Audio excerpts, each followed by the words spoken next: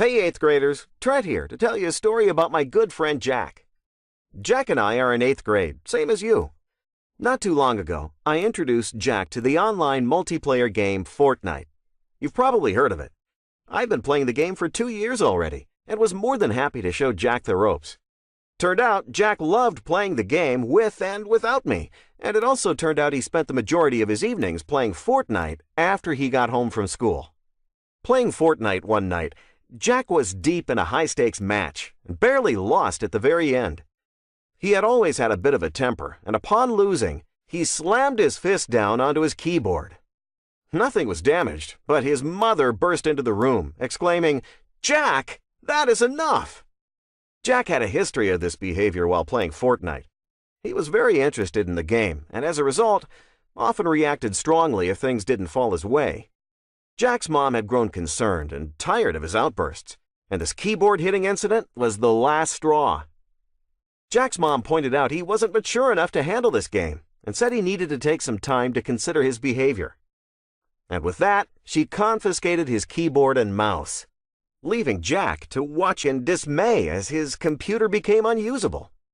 Jack, on the verge of tears, screamed at his mom, "This isn't fair, Mom! You don't get it! You don't even understand the game." He would lose his spot on the squad if he stopped playing now, and he went to bed in despair. Jack told me that a week later, he still didn't have his keyboard and mouse back, and his mother was showing no signs of giving in anytime soon. I was getting on Jack about being away from the game so long, which made Jack feel even worse. Then suddenly, he had an idea. When he woke up the next morning, he sprung into action with the alertness of a boy trying to get away with something.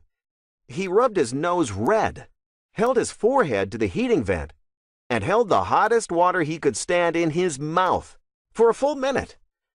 Then he raced downstairs, slowing to a feeble walk once he was within his mother's sight. He said, "Mom, I think I'm," pausing with a cough, "I think I'm sick."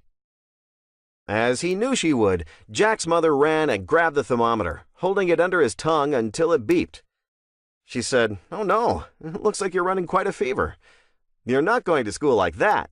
Get back up to your room. I'll bring you some oatmeal and orange juice before I leave for work."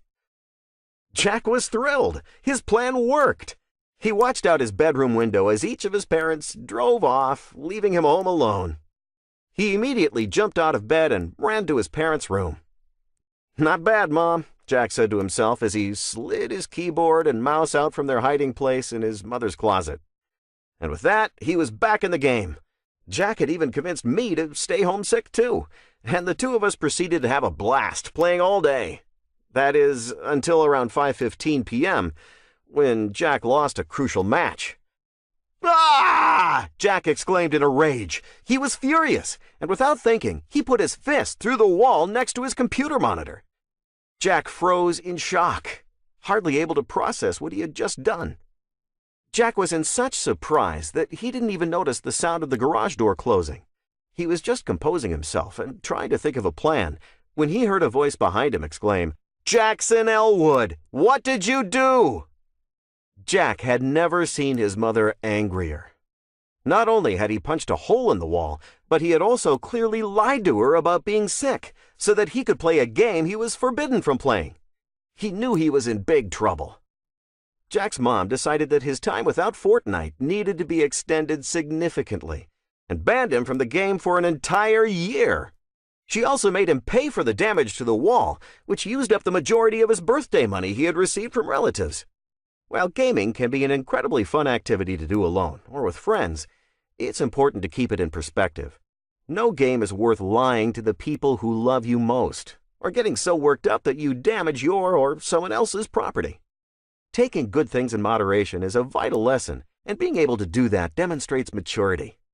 Unfortunately, if you aren't able to handle it, it will cost you. No one would say gaming isn't fun, but how does it become so important that we lie, cheat, and sometimes steal to play? The gaming industry hires behavioral psychologists and specialists that know how to make that part of your brain that gets hooked onto things get hooked when you play games. They can make a kid sitting in a room who has never been noticed on campus be able to create an avatar with an amazing body, become a leader online, and make them feel kind of famous. It almost isn't fair how much they manipulate and trick gamers to never want to leave. Be a good digital citizen and keep balance, and help others around you have balance too.